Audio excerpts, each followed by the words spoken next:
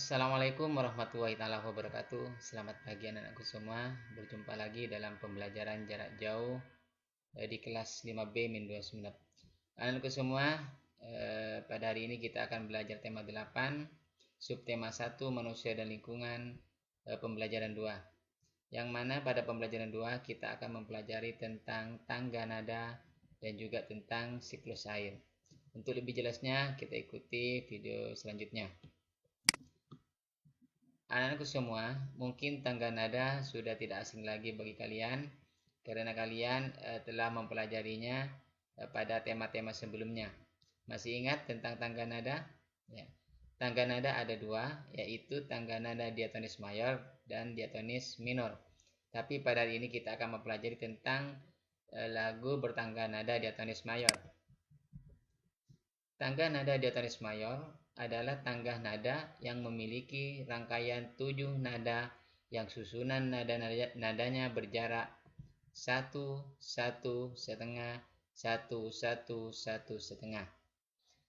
Tangga nada mayor biasanya bersifat riang gembira, bersemangat, serta biasanya lagunya diawali dan diakhiri dengan nada do.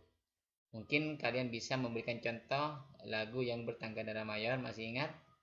Misalnya lagu Halo Halo Bandung, ya, Maju Tak Gentar, kemudian Hari Merdeka. Nah, anak-anakku semua, di buku kalian terdapat lagu yang berjudul Air Terjun. Silahkan bisa kalian pelajari lagu Air Terjun. Lagu ini bersifat yang gembira. Nanti kalian silahkan bisa dilihat video lagu Air Terjun yang telah Bapak siapkan di e-learning. Anak-anakku semua, pada lagu Air Terjun ini menceritakan tentang air.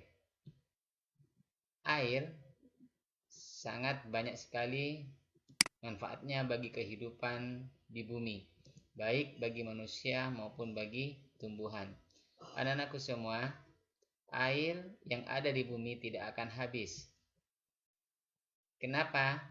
Nah, karena air di bumi melakukan siklus air. Oleh karena itu kita harus bersyukur karena air mengalami siklus. Siklus air merupakan sirkulasi perputaran air secara terus-menerus dari bumi ke atmosfer lalu kembali ke bumi.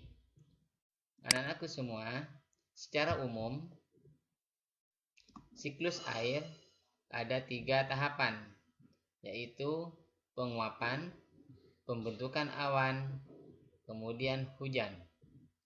Untuk lebih jelasnya, perhatikan berikut ini. Anak-anakku semua, air yang ada di sungai, di laut, maupun di danau, kalau kena sinar matahari akan mengalami penguapan. Air akan menguap. Nah, proses ini disebut dengan evaporasi. Jadi ingat-ingat, air yang ada di laut, di sungai, maupun di danau, kalau kena sinar matahari akan mengalami penguapan. Hal ini disebut dengan peristiwa evaporasi. Kemudian kita lanjutkan. Bukan hanya danau atau laut, tapi tumbuhan kalau kena sinar matahari juga akan mengalami penguapan. Nah, penguapan yang terjadi pada tumbuhan yang terkena sinar matahari itu disebut dengan transpirasi. Anak-anakku semua, air yang menguap dari bumi kemudian naik ke udara. Nah, kemudian di udara membentuk awan. Uap air, nah, dengan adanya suhu udara yang rendah, kemudian akan menjadi titik-titik air atau terjadi proses pengembunan yang disebut dengan kondensasi. Jadi anak-anakku semua, saya ulangi, air yang dari bumi yang menguap ke atas yaitu akan membentuk awan. Dengan suhu yang rendah, kemudian uap air tadi kemudian berubah menjadi titik-titik air yang disebut dengan proses kondensasi atau pengembunan. Selanjutnya, setelah air mengalami proses kondensasi, kemudian air akan turun lagi ke bumi, yang mana hal ini disebut dengan presipitasi atau hujan. Jadi titik-titik air tadi kemudian berubah menjadi hujan yang disebut dengan presipitasi. Jadi anak-anakku semua, jadi air di bumi tidak akan habis. Kenapa? Karena terjadi siklus air. Untuk lebih jelasnya, perhatikan gambar berikut ini. Jadi air yang ada di bumi, baik di sungai, di danau maupun di laut, itu kalau terkena sinar matahari akan mengalami proses yang namanya evaporasi, yaitu penguapan. Penguapan juga terjadi pada tumbuhan. Nah, tumbuhan yang kena sinar matahari kemudian menguap airnya, itu disebut transpirasi. Kemudian uap air menuju ke udara membentuk awan. Nah, pada saat suhu atau udara rendah, uap air akan menjadi titik-titik air yang disebut dengan kondensasi. Nah, setelah itu, setelah awan menjadi tebal, kemudian menjadi hujan yang disebut dengan presipitasi. Beginilah seterusnya terjadinya siklus air, sehingga air yang ada di bumi tidak akan habis. Anak-anakku semua, air sangat banyak gunanya bagi kehidupan manusia maupun hewan yang ada di bumi. Oleh karena itu, untuk memenuhi kebutuhan air, banyak cara yang dilakukan oleh manusia maupun hewan. Untuk lebih jelasnya bisa kalian baca, yaitu cerita tentang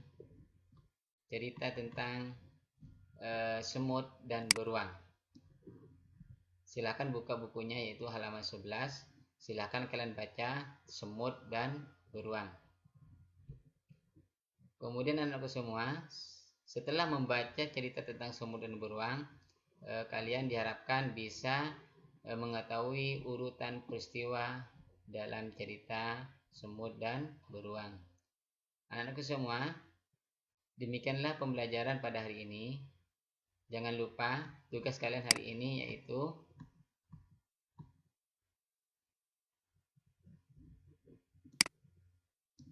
silahkan ditulis di buku tulisnya.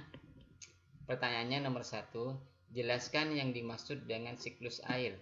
Tadi sudah Bapak jelaskan. Yang kedua, apa yang dimaksud dengan evaporasi? Yang ketiga, apa yang dimaksud dengan transpirasi? Yang keempat, apa yang dimaksud dengan kondensasi? Yang kelima, apa yang dimaksud dengan presipitasi? Nah, semua setelah dijawab, silakan kemudian kirim melalui Japri melalui WA. Demikianlah pelajaran hari ini. Bapak akhiri. Assalamualaikum warahmatullahi wabarakatuh.